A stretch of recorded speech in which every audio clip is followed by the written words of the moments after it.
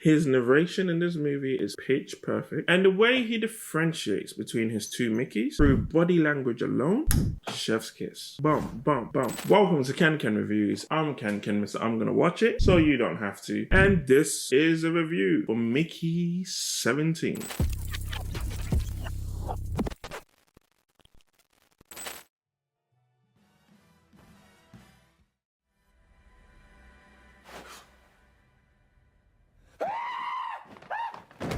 Why aren't you dead? Multiples.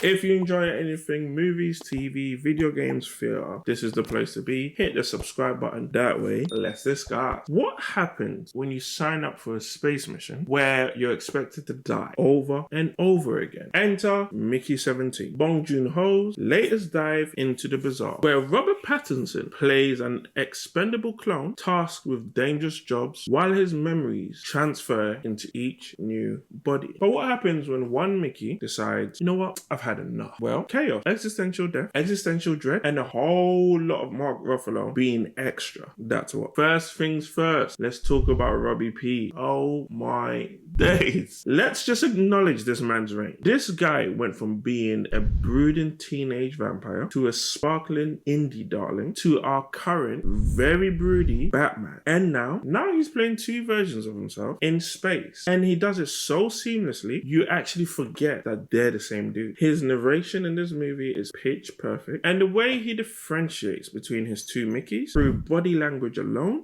chef's kiss. Give Twilight Boy his flowers. Give it to him now whilst he's there. Give it to him. Shaking off a franchise is hard work. Ask that Harry Potter guy. But Pattinson, he obliterated that past life. Naomi Aki as Nasha.